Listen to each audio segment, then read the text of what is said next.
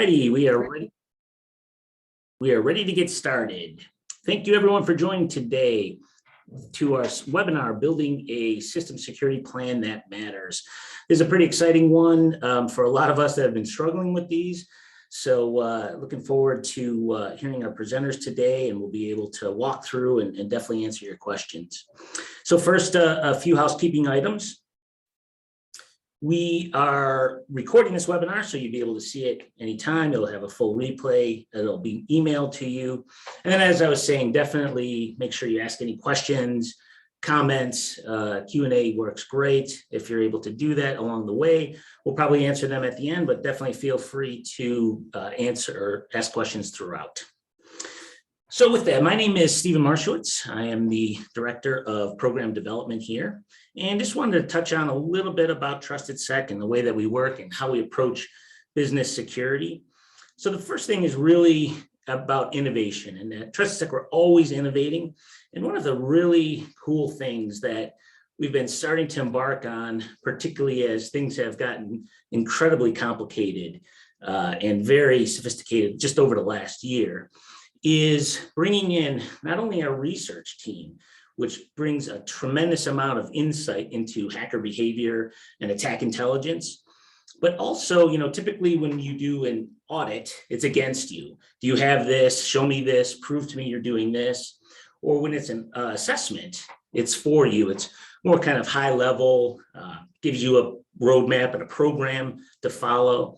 And so what we've done is not only combine those two so that you're getting that audit experience and making sure you're not missing anything, but also getting that deep technical experience. And so we'll also bring in, particularly, depending on the various subjects, or if you would like to go deeper into something, we'll bring on an expert, because we always say no one person knows all there is to know about security and compliance. So we'll bring that together because we want to make sure that you get the most value from every engagement that we do.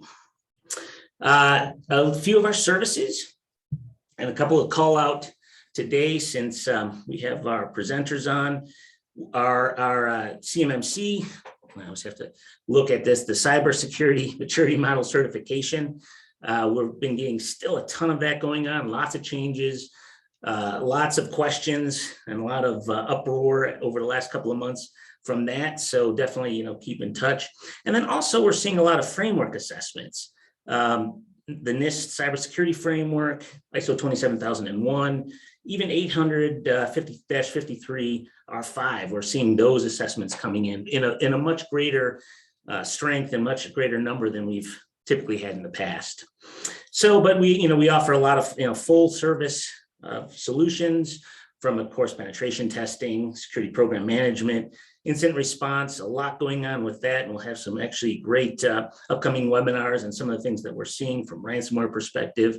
And then when you do get into a challenge or bind, we also have remediation services to get you out of it. So with that, on to our speakers today. We have two great presenters, both from our advisory team, Chris Camejo and Jared McWherter. Chris, take it away. All right, thank you. So, yep, I'm Chris Camejo. I'm one of the principal security consultants here at TrustedSec. I've spent a lot of time in the PCI and ISO worlds, and suddenly this CMMC became a thing. So there's been a whole lot of system security plans in my very recent past, just with the big push towards CMMC. So, yep, that's what I'm here to do, and I'll hand it over to Jared. Thanks, Chris. Yeah, so I have also been working with CMMC and NIST quite a bit. Before I was here at TrustedSec, I was working for a defense contractor for a couple of years, and I assisted with creating several SSPs, worked through a lot of the NIST and CMMC standards, and now here at TrustedSec, I've been working with a lot of CMMC, a lot of ISO, just a lot of general compliance frameworks that the SSP definitely assists with. So starting off, when we do have a pull up just to go through the different compliance regulation standards that you might be dealing with. We'd like to get an idea of what your struggles are. So to start off with, system security plan, just what is it? What does it mean? The first thing we have to think about is that word plan. A lot of people think of that as, this is the thing we're going to do. This is a document that says what our plans are, but we're aspirational. System security plan is actually a different definition of plan. Think more like city plan of the outline of all the streets and plumbing and everything else. And that's really what a system security plan is more about. It's about that design. How have you set things up, and how is your environment structured? So a little bit from the official definition, and this is straight out of NIST 800-53 revision 5, is that the system security plan, number one, it's a formal document. You've got to write this thing down. You can't just say, oh yeah, John over here in IT, he's got the plan. It's all in his head. That doesn't fly here. So it's got to be formally documented. And it gives an overview of the security requirements for your information system or your information security program. And when we talk about requirements, these could be things like compliance regulatory requirements that say you must have encryption on this particular piece of information, or privacy requirements, things like that. So when we talk about requirements, it's really kind of those outside factors that influence what you have to do from a security perspective. They may also be internal factors, things like your own internal policies, processes that are forcing you to do certain things. And once you have those requirements set up, now we want to know, how are those security requirements implemented? What have you actually done to address these security requirements that you've received from these other sources? And so to do that, this is a document that's going to describe the environment that the system operates in. Typically, whenever you see the word environment in a NIST context, it's talking about the physical environment. Is this in an office? Is it in a data center? Is this a manufacturing shop floor that these systems that you're trying to secure exist in? It can also mean the kind of the structure of the business, the structure of the organization. What sort of constraints do you have that are around this system? Number two is the system components that are in the system. And we're going to do a deep dive on what system components mean in a minute here. So I'm not going to go too deep on that one yet. And also the word system itself. These are very interesting loaded terms that have certain definitions in a NIST context or a CMMC context. The relationship of one system with another system, what can connect back and forth to different things. If you're using cloud services, they want to know about those connections. Even if you have two isolated systems within your environment, how do those systems talk to each other? And then, of course, the big one, what security controls have you implemented on those systems, and how have you implemented them? And so the different standards, I've mentioned NIST a few times already, and I saw on the poll CMMC was up there right at the top of the list. No surprise there. That's definitely the introduction to system security plans for a lot of organizations these days. But this ties back to a few different standards that already existed. First one is NIST Special Publication 800-53, and this is actually meant for internal use by the federal government. So if you're a federal agency, 800-53 tells you what you should be doing from an information security standpoint. However, the private sector looked at this and said, wow, this is a really comprehensive standard. We should totally use this. So there are a lot of organizations out there that are voluntarily using this. There's certain little bits and pieces of it that really just apply to the federal government. So you kind of have to just put the blinders on. Those are not applicable in the private sector, but it does give you a really good roadmap. And so, of course, a core piece of 853 is a system security plan. Another one out there is NIST 800-171, and this is sort of the direct predecessor to CMMC. This was a standard for private contractors that are handling controlled unclassified information. And for anybody who's not familiar, controlled unclassified information, this is another one of those loaded terms that has very specific meaning in a NIST and federal government context. There's a whole website set up that has lists of all the different types of CUI, that acronym for controlled unclassified information, that it includes certainly Department of Defense type information. Blueprints for a fighter jet would fall into that category. Things related to export controls, all sorts of non-defense things fall into that controlled unclassified information bucket. And then the next one we've got here is CMMC. And so CMMC sort of, as I said, kind of developed out of 800-171, where the structure around 800-171 is it's voluntary. It's a or not voluntary, but a self-assessment. So if you're a private contractor and you're handling that controlled unclassified information under 800-171, you're supposed to self-certify and say, yep, we're doing all these things. We've got our system security plan. We've got all these controls. And there's been some things in the news. There's been some breaches at defense contractors, and the Department of Defense decided, you know what, we're not comfortable with this self-assessment, self-certification anymore. And so the CMMC program was set up as kind of an offshoot of 171. They've added a few extra controls to it, and they now have an actual certification process that they're building around that. So no more self-certification. You really have to be doing these things because you're going to get a third-party audit if you're handling controlled unclassified information that has to do with the Department of Defense. So that's it in a nutshell. All three of these require system security standards, system security plans. The specific requirements in each of these different standards is subtly different. You can certainly write a single system security plan that meets all three of these very easily. But if you have a very narrow CMMC focus, yeah, you're probably going to end up writing one that's very tightly focused on CMMC. And if you end up moving into an 853 world someday, you might have to tweak and tune it just a little bit.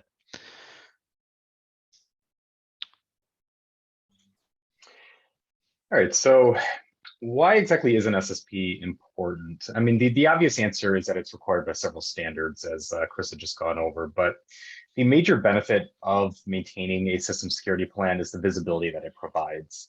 An SSP is essentially, as Chris went over, it's a comprehensive view of the overall information security program, all the controls, all the systems, policies, components, network overall. So the real benefit is the ability to easily identify your strengths, weaknesses, and any kind of areas of improvement throughout the your information security program.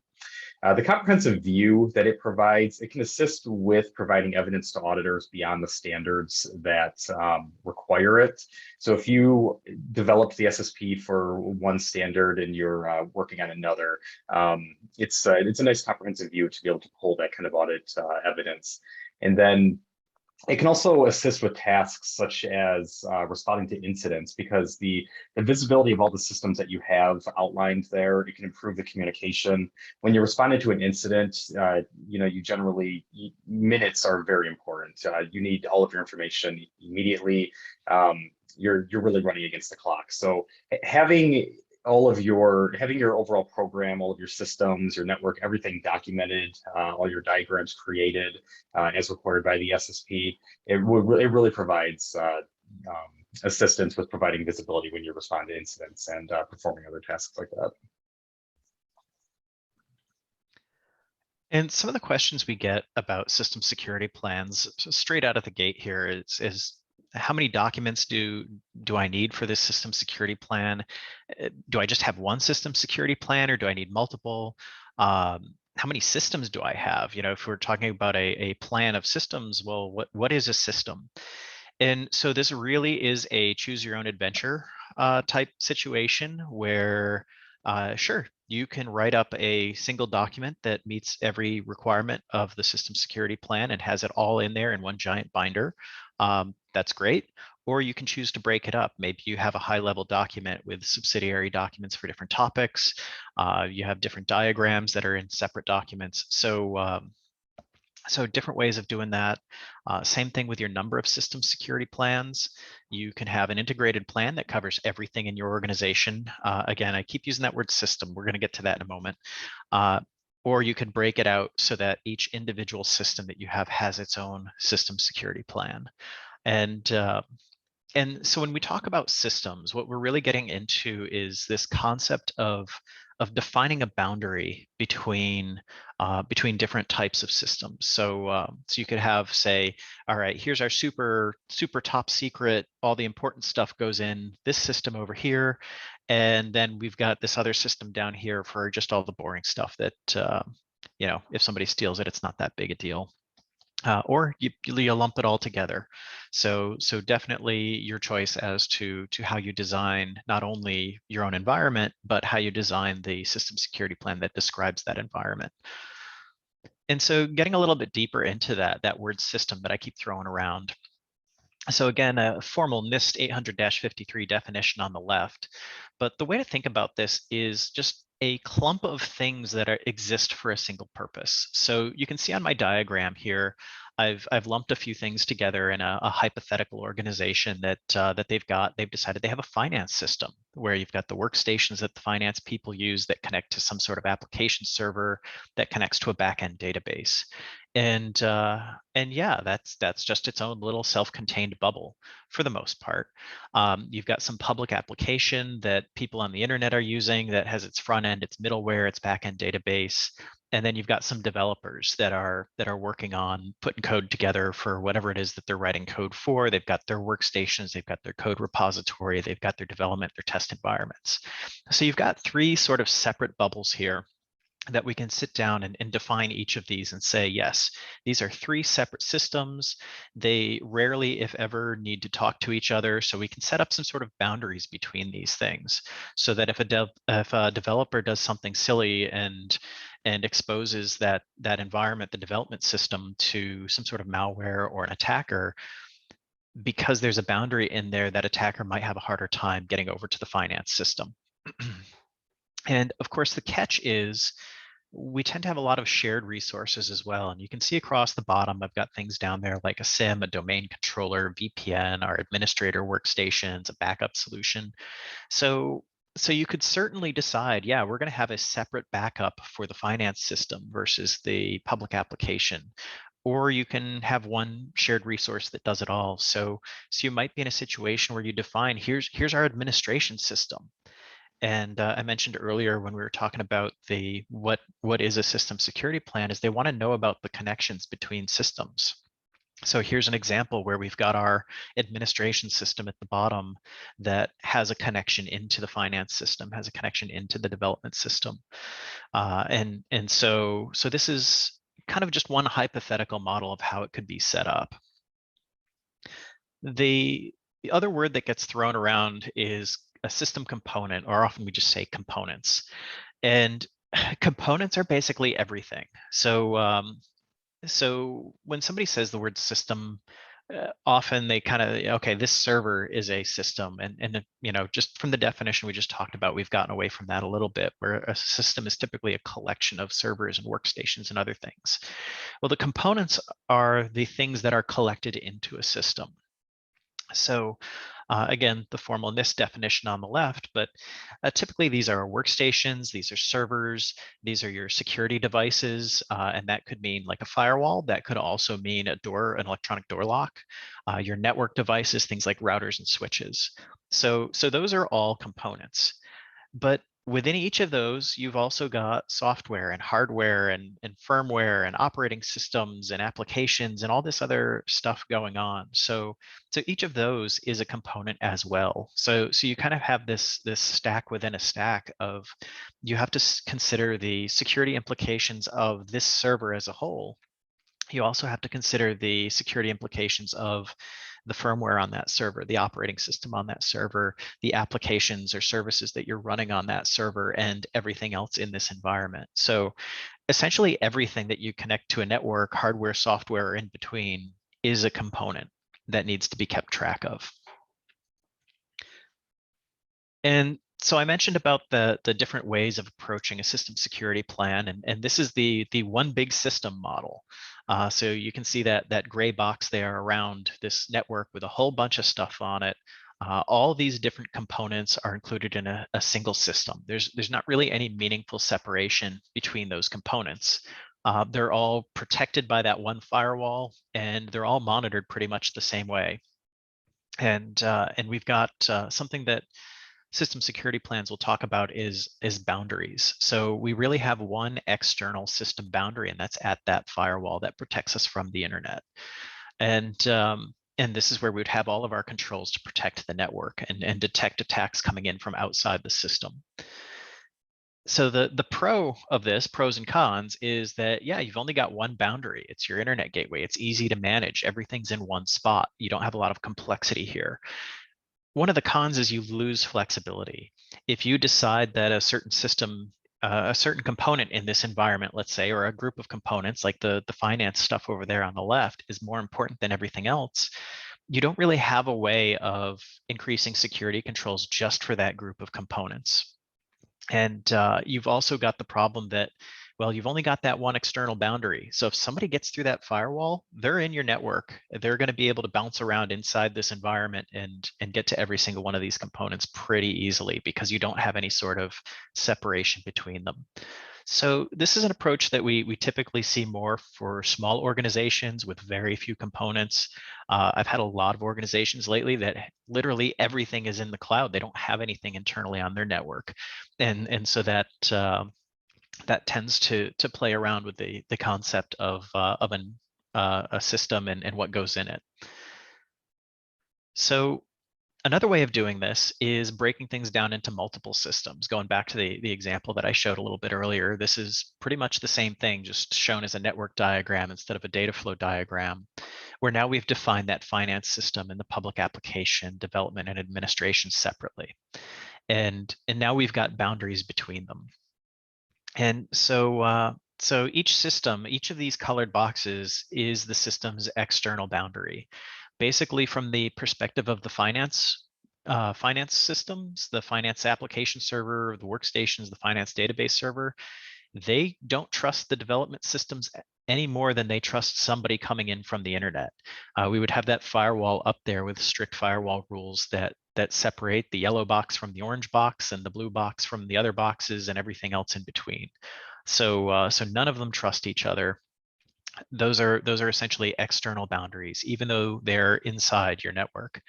And of course, you'd have those connections. The administration system would be allowed to poke certain holes through those boundaries, but there'd be a lot more control around that than what we showed in the one big system model. And you've got that ability to monitor traffic moving between those different systems, the different external boundaries as well. So the pros on this is, number one, you can increase your security efforts on the more critical systems. So if we decide that that finance system and the collection of components there on the left side is more important than everything else, yeah, we can tighten down the firewall rules. We can increase the monitoring. We can do all sorts of extra security on that yellow box without having to apply it to the other boxes because we've got that boundary there. And it also protects if something gets breached, it helps protect and keep that breach from moving around from one box to the other because we don't have that trust relationship there. On the con side, you've got increased segmentation and control over communications between systems that makes for more complex security configurations. Your firewall is going to have a lot more going on in it. If you might even have more than one firewall to manage something like this. I just kept one on the diagram for simplicity, but you may have separate firewalls for each system that you now have to manage. So you get into additional overhead for managing the controls, managing the monitoring. But this is definitely our recommendation for when you've got a bunch of different systems doing different things, but each system itself is relatively simple. In the example here, I'd call these simple systems where you don't have much going on. We can also take it a step further. You'll see in the descriptions of system security plans, you'll see internal boundaries. And so this is pretty much the same diagram we were just looking at with the same four systems, but you notice there's dotted lines now within those.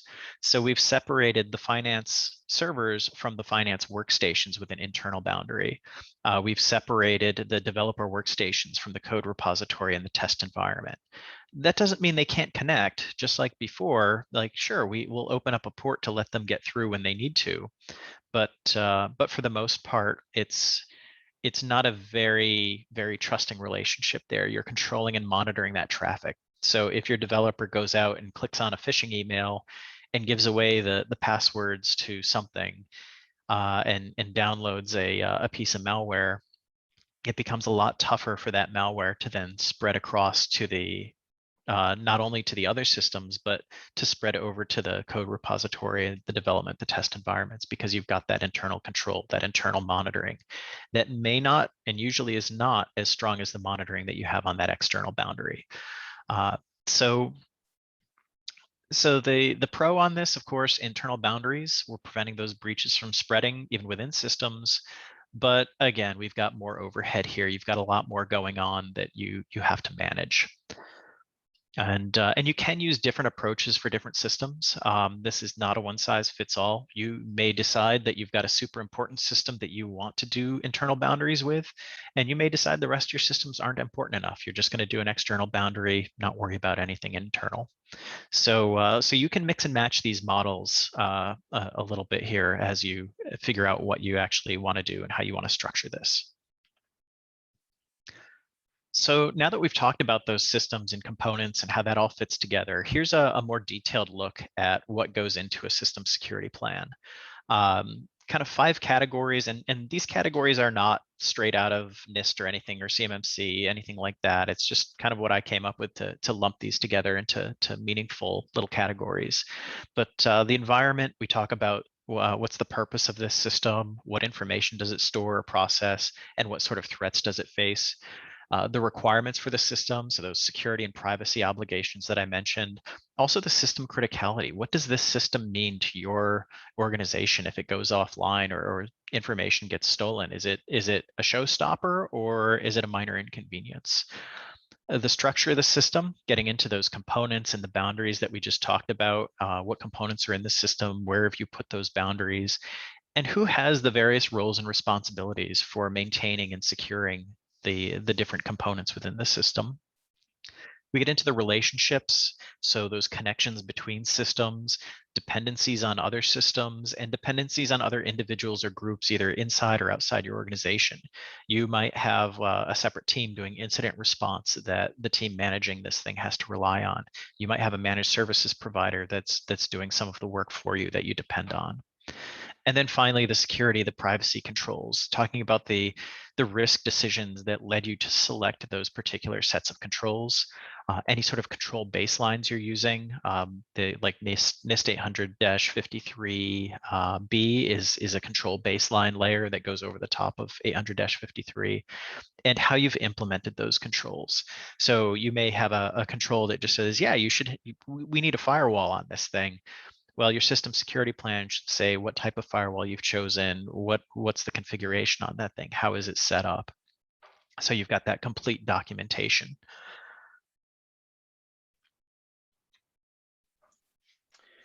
All right, so the SSP, it essentially requires 3 diagrams. The diagrams Chris was going over is mainly the authorization boundary diagram, but we have 2 more. We have the network diagram and the data flow diagrams. So the network diagram and the data flow diagrams, they need to address all the components that are reflected in the authorization boundary diagram, and they kind of flow down from there. Now, everything that I have included here, this is not a comprehensive list of what is required. It's summarized. There's quite a few requirements in these. So when you are developing these diagrams, I do recommend looking at the standards. FedRAMP is a great resource for identifying what belongs in some of these diagrams and so on. So starting out with the authorization boundary diagram. One of the hard requirements is to include a legend on it. The diagram needs to be easy to read, and it's required that it's readable without having to enlarge it. So that includes the legend. Now, it doesn't need to be in one diagram or one page. You can have your authorization boundary diagram over several different diagrams over several different pages to make it easy and to read in that sense. On top of that, you need to include a prominent red border around all of the components. On top of that, you need to depict every tool, service, component mentioned in the SSP narrative and controls, and they should all be labeled as external or internal to the boundary. So this includes services used to manage and operate the system, such as backup services, any kind of backup locations, any systems that are touching it or used to manage it, such as maybe a SIM that you're sending logs to, If you're using a vulnerability scanning tool, you'd want to include that. Any kind of system health monitoring tools, if it ties into any kind of ticketing systems, you would want to include that. You'd want to include any kind of ingress and egress points to the boundary. You'd want to depict any kind of interconnected systems and external services, so any kind of APIs, external cloud services, any kind of corporate shared services. It's quite often that organizations will forget to include the corporate shared services or the any kind of external cloud services, but that is essential to include there. And then another thing that is often neglected is you need to include any kind of update services that are outside the boundaries. So if you have any kind of antivirus that is performing, that is updating malware signatures, any kind of OS updates or any kind of application updates, those all need to be included. So moving into the network diagram, as I addressed, it needs to include everything that is reflected in the authorization boundary diagram. On top of that, you want to include any kind of network devices, routers, firewalls, switches, the communication between those network devices, any kind of specific subnets and VLANs, and the location of any kind of DNS servers. The DNS servers that you are putting in there, you need to put the internal recursive servers that are used to access domains outside of the boundary, any kind of external authoritative servers that are using, and both of those, both internal and external, should be supporting DNSSEC. Going into the data flow diagrams, you're going to want to include any kind of user authentication types that are used. So if you're using multi-factor authentication, you want to include that. You want to include what type of MFA you're using. If you're authenticating into Active Directory or any kind of other external services, that's going to need to be included. Any kind of system application data flows, so any kind of external services, once again, including the corporate shared services, any kind of interconnected systems, alternate processing sites, backup storage. If you're segmenting between developer, test environments, production environments, those need to be included if they are connected to the systems that are in the boundary diagram. And then you also need to explicitly identify the type of data encryption that is being used both at rest and in transit encryption. And it's important to note in the data flow diagram itself if the encryption type is using any kind of FIPS validated cryptographic modules. Like I said, this is a summarized version of these. A lot of these need to, there's a lot more requirements that you can read in the standards. And like I said, I would recommend looking at the FedRAMP documentation on creating these diagrams. So after you have performed a assessment of your controls and you are putting together your SSP, the next step is to create POEMs. POEMs are plan of actions and milestones. Now, it's important to mention that plan is used in two different contexts here. So the system security plan is a description of the current state of the information security program. And the plan of actions, the POEMs here, this is a roadmap of planned remediation efforts. So the purpose of this is to make risk identification and remediation systematic. The purpose is essentially to track any identified weaknesses, any kind of identified controls that are deficient, that are required by the compliance efforts. So there's a lot of templates out there for this. FedRAMP has one, NIST provides one as well. And there's some tools that assist with creating these to organize it a lot easier. And the document should essentially include the system, the severity of the weakness, the scope of each weakness as it relates to the components in the environment, and the remediation approach of the weakness. It's essential that the information in the POEMs is accurate and up to date as possible because they are subjected to the same federal reporting requirements as the system security plans. So what I have included here for what belongs in a POEM, once again, this is just a summarized version.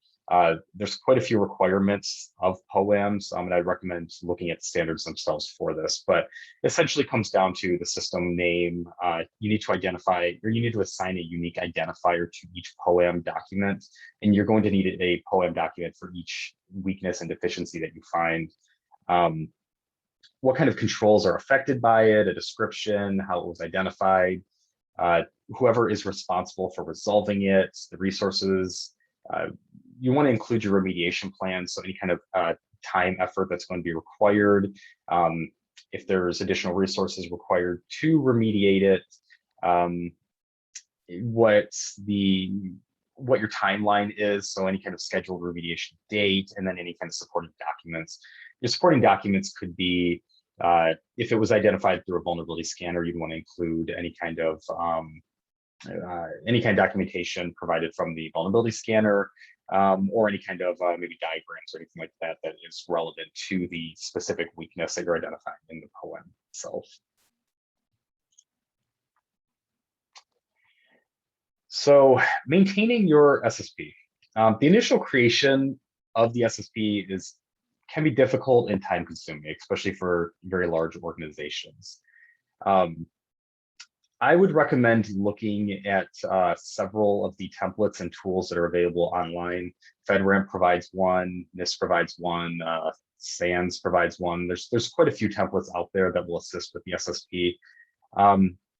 There's not a real template that you are required to follow. You just need to have all the required information in it. So I'd recommend looking at several different templates.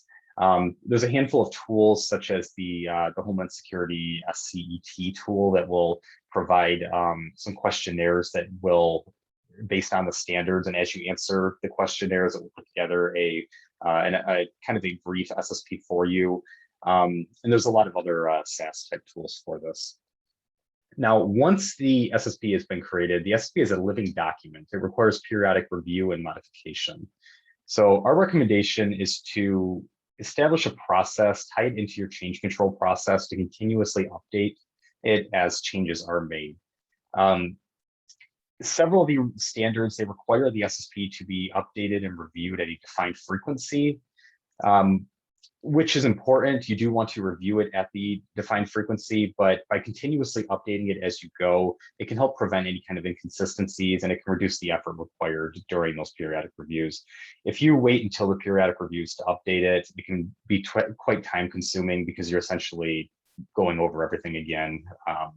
When you can really, if you incorporate it into your change control process, you can really streamline that and make it a lot smoother. So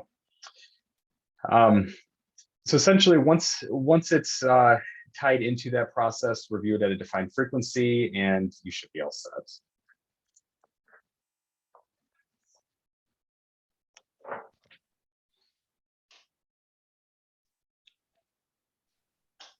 All right. Very good. We'll go through some questions now. We got quite a few started. We'll kick it off with a poll while we're doing that. So the first question comes in. So a system in an SSP needs to incorporate all components within the external boundary, i.e. the firewall. Is that correct? Yep. It's and I'd say that kind of puts it it's almost phrased backwards. Rather than defining the system by what's inside the boundary, I would define the boundary by what's inside the system. I know that that's kind of a little weird and nitpicky, but subtle. The way I would approach it is to sit down and say, using my finance system example, is just to sit down and say, okay, what process do we have here? You know, finance is an easy one to pick on because you've got money comes in, money goes out, and there's people that need to manage that. So you can just kind of follow that flow of where that data comes from and goes to, and just say, okay, everything that data touches is probably part of the finance system. So let's figure out all those components. Okay, we've got this server, we've got these workstations. Here's the software that we're running on those things. Those are all our components. Let's lump those all together, call it a system. Now that we've called it a system, now we have to figure out where that boundary is. And in an example where the finance team is all sitting in one office right next to each other, and the server is down the hallway in like a little server closet somewhere, that's pretty simple to draw that external boundary. And in an example where maybe you've got different finance people in different regions that are all using the same application, the same backend, or maybe they each have their own regional application that ties into a common backend that sits somewhere else. that's where it gets a bit more complicated and your external boundaries get a little bit trickier. So that's why I say define your system first, figure out what components you're going to lump into that system, and then let that guide the decision about, okay, what are we going to call the external boundary. But yeah, typically the firewall itself is definitely it's essentially the thing that enforces that boundary, and you should either define it as part of that system, or going back to my example of having sort of an administration system, you may have a firewall that's shared between multiple systems, and so you may just want to create a sort of a shared resource security administration system that that protects and connects to all your various other systems that you've defined.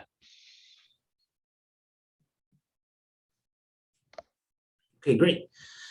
Next one, would you recommend doing some network data captures to from a system being documented in the SSP to ensure you didn't forget connections, services, or flows? Definitely a good idea. Yeah, just to make sure that there's not anything that was missed. It's probably a good idea to be doing that with your systems overall. Just make sure that you're aware of all the components and interconnections that are tied into your systems. Nobody's a fan of the turn it off on the firewall and see if somebody screams, because that always goes really well. Looking at this poll and just going through, about a third of the folks don't know yet the number of SSPs. Again, just touch base on some of those questions or things that you should be thinking about to determine how many systems you have, or what would be the ideal for your organization.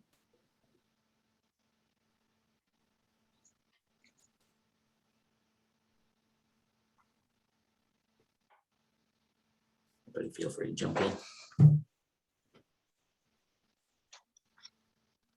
Was that for the ideal is not really, it's going to be different for every organization. That's the, a small organization may be able to get away with a single system. A big multinational with different things in different regions and just all sorts of complexity, like you'd be crazy to try to define that as a single system. So it is very situation dependent. I assume when you have hundreds or thousands of components, you don't have to show each one. You do. Yeah. And that's the argument for having many different systems defined, because if you've got thousands of components out there and you try to define one big system, that's going to be a beast of a document, and that is going to be a beast to maintain, never mind create. So that's where, I'm assuming if you've got thousands of components, they're probably doing very different things from each other, or most of them are. And so that's where having defined separate systems gives you that opportunity to kind of take it off in bite-sized chunks, write your system security plan for the most important thing first, and work your way down. And assign responsibility for creating and maintaining the system security plan to different people. So essentially each system has its own sort of system manager, system owner that takes care of that. So you don't have one poor person who's stuck dealing with this massive pile of SSP paperwork for the rest of their life. It's if the finance system has a component change, you just have the person who's responsible for the finance system pop in, change that whatever one line in the system security plan for the finance system, and call it a day. It makes it much more manageable when you've got that volume of stuff. Yeah, when I worked at the defense contractor and I was working on some of these SSPs, some of them did include hundreds and thousands of components. Like you said, it's kind of an easy way to kind of mitigate that a little bit is to split them up into multiple if you're able to, and definitely updating it as you go, because getting it created is a real time consuming process. But if you can update that as you make the changes, it definitely helps. But yeah, you do need to include all of them. It's quite time consuming. And I see a little extra context, looks like came up from the question asker here about clumping, for example, engineering workstations together as one section and then referencing the CMDB. And so, yeah, so that's, they do need to be listed somewhere. This gets back to at the start where we said, well, is an SSP one big document or can it be many documents? So absolutely, they need to be listed somewhere. So if you have your inventory system that lists them all, and then you've got like a nice configuration management system set up so that they're all configured absolutely identically, then yeah, your system security plan at a high level will say, well, for this type of workstation in this system, here's how they're going to be configured, and here's where we're going to keep the inventory of all of them, and go from there. So yeah, now with that additional context, I see what you mean there. But yeah, they're documented somewhere, just in a much easier to maintain somewhere than in a single giant enormous SSP. So are the diagrams, the 3 diagrams that you mentioned, those should all be separate and none of them should be combined? And then how do you, in essence, overlay them so an auditor would understand both the boundaries as well as the data flows? That is correct. They would be separate documents. Chris might be able to speak on the best way to format them for the auditor to reference them, but yes, they would be separate documents. I can answer that. Yeah, it's they each serve a different purpose. When I'm looking at these as an assessor, I'm looking for different things. So the data flow is going back to that first diagram that I showed that really didn't show any network links or firewalls or anything like that. The data flow is more about just how is information moving throughout the system. And the examples that I showed were pretty simple, pretty linear. In real life, they tend to be more complex than that, where you've got maybe a core database that data is moving in and out from 2 other different applications or multiple different applications. So it tends to look a little bit more like a spider web in real life, but you're not worried about the ins and outs of how things are connected on the network there. You're really just showing the components and how data moves between them. Network diagram, I mean, we've all seen a network diagram. That's just, now you're, okay, here's the server connects to the switch, and the switch connects to the router, and the router connects to the firewall, and on and on and on. And so just a very different purpose there. If you try to combine those into one, maybe you could get away with that for a very small organization with very simple diagrams. But once you get into things of any substantial size, that's going to become a very, very busy diagram that's hard to look at. So so it tends to be, as an assessor, I tend to use both of them separately and cross-reference, where I want that data flow diagram to show me the business process, show me how information is moving. And if I'm worried about protecting CUI, I'm going to single out those components on that diagram that are directly handling CUI and say, okay, these are the things I really care about as an auditor. So let me dig into these components. Now I'm going to switch over to that network diagram and say, show me those components on the network diagram. Show me where the firewall is. Show me your, what else is on the same network segment inside that firewall.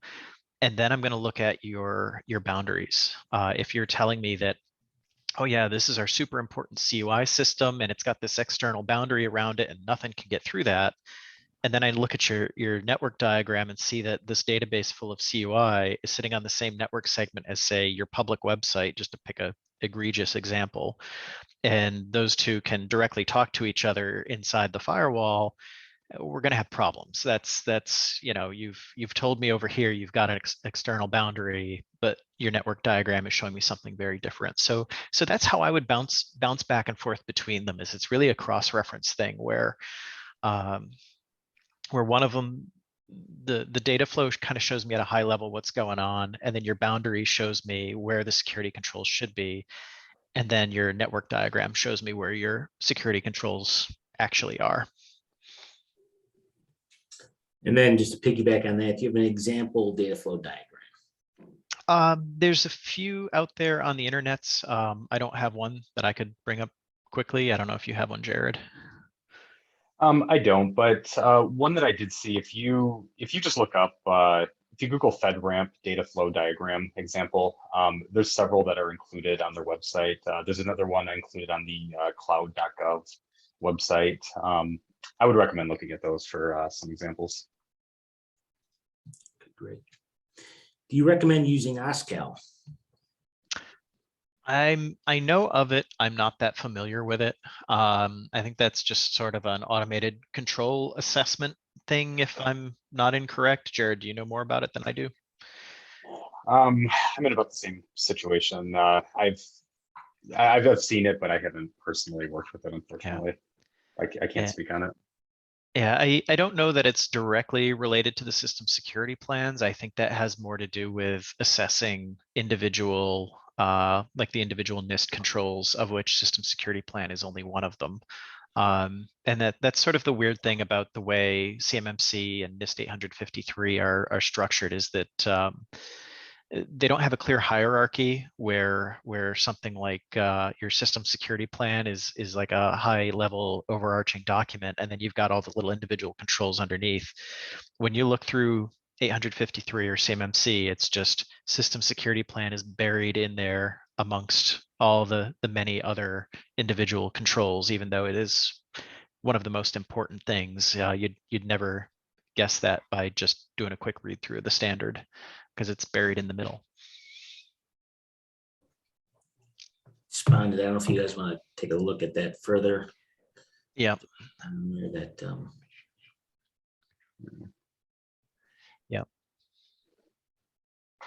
Yeah, it's definitely something I'm interested in looking into, but just don't have experience with it to recommend it one way or the other.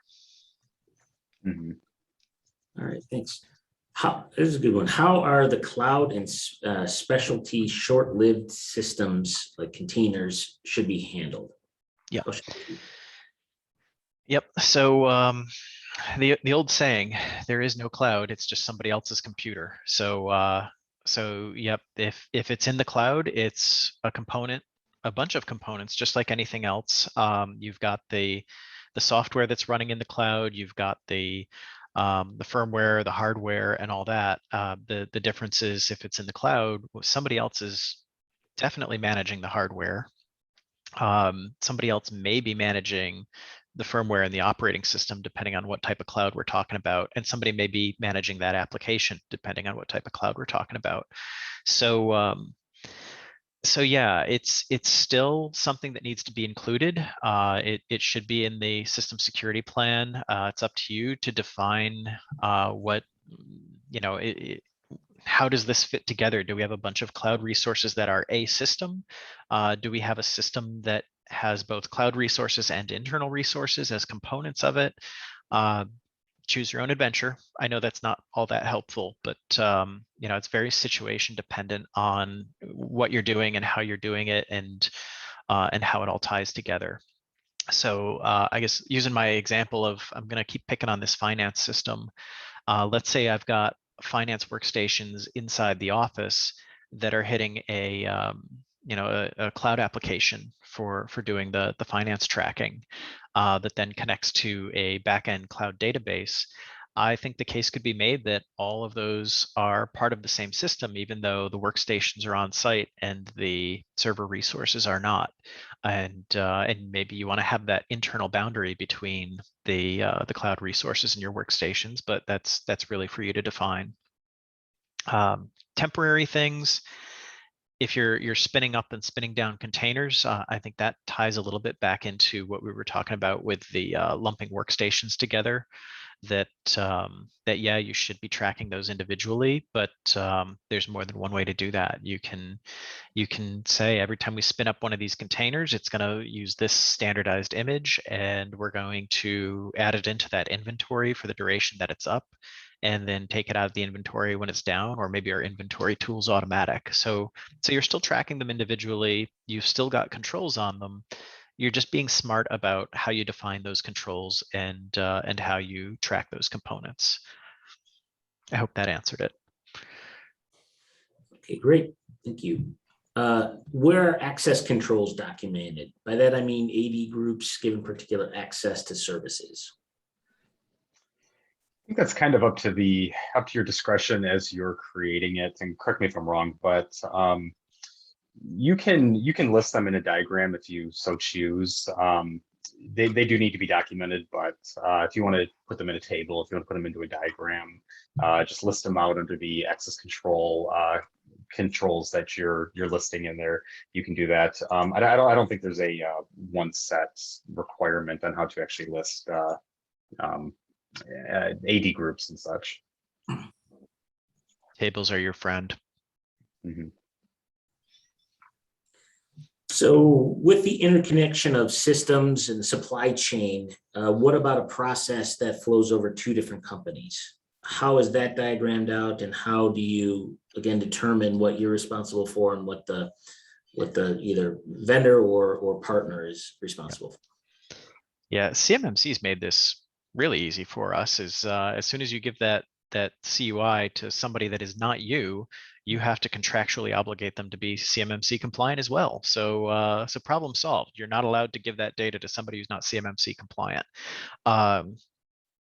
And if you're not living in CMMC land, yeah, you can get a little more flexible with that.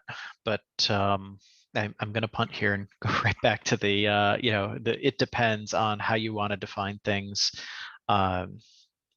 It should definitely be part of your contracts, and depending on which standard you're following, the feds are big on supply chain these days, just because there have been so many supply chain attacks. So there's a whole lot of requirements in these things about managing the supply chain and keeping track.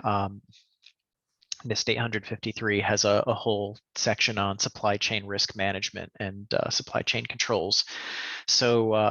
So yeah, 853 is a good place to start with all that to kind of get some structure around how you should be managing those supply chain risks. The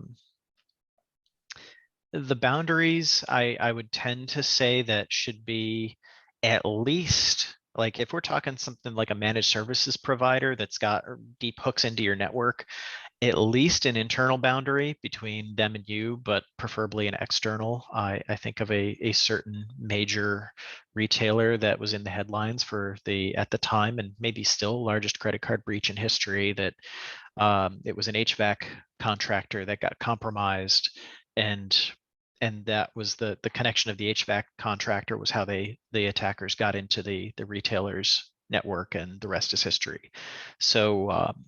So yeah, those are connections that definitely need to be protected. And I can't believe it's taken me this long to say it, because usually I'm a broken record on this one, but risk assessment.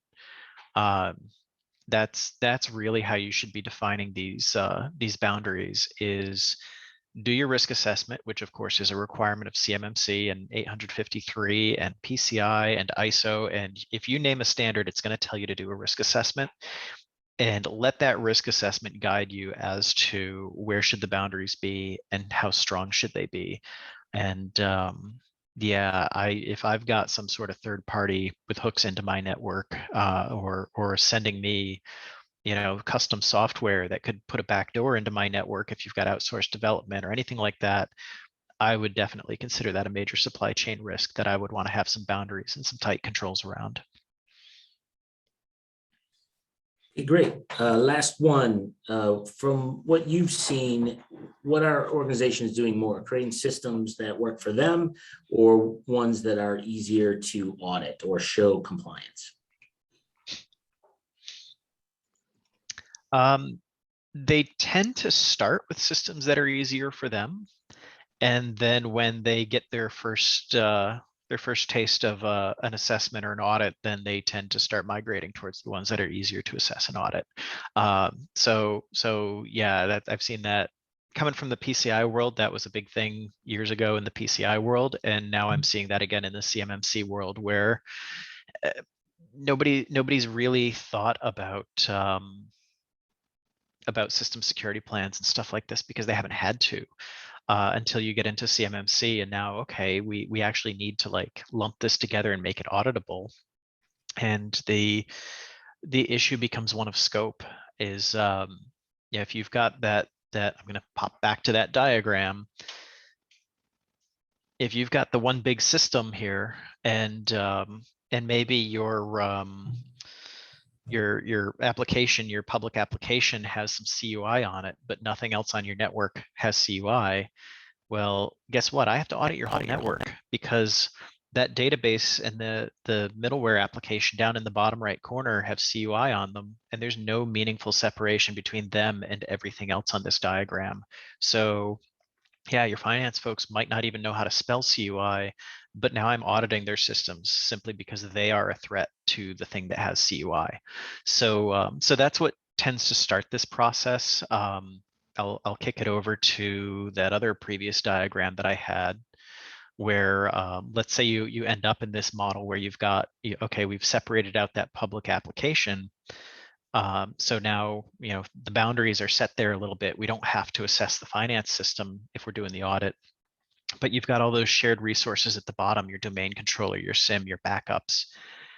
I have to assess all those because those directly affect the security of the environment that has the CUI in it. And so, so that's definitely better than where we were when we had to assess finance stuff. But I've even seen organizations take it a step further and say, I've got a client doing this right now, actually. We're just going to spin up a separate domain controller and a separate SIM and a separate backup server and drop it in our environment that has all the CUI in it, just so that the auditors don't have to look at all of this other messy stuff that we have behind the scenes. Taking my auditor hat off and putting my security guy hat on, I would say that, well, maybe you should clean up some of that messy stuff anyways, but if the immediate need is just to get that CMMC compliance certification right now and you don't have time to clean up the big mess, yeah, dropping a new domain controller in there might be the quickest way to do that. So that's why I think a lot of the reason why I've seen that is there's the how do we meet this need right now and then worry about fixing deeper problems later. And I see somebody in the comments says PCI-like approach. Yeah, I definitely have. Maybe it's just because I lived in PCI world so long, but when I read through CMMC, it was like, oh, it's like PCI all over again. All right. Well, thank you everyone for joining. A great webinar today. Thank you, Chris, and thanks, Jared. Really appreciate your time today. As always, feel free to reach out to us. The slides will be available afterwards. So if you're interested in, I know we have a few people that reached out to us to get them. So with that, we'll wrap up today. And once again, thank you so much for your time and thank you guys for presenting today. Have a great day. Thanks, everyone. Yeah, thanks.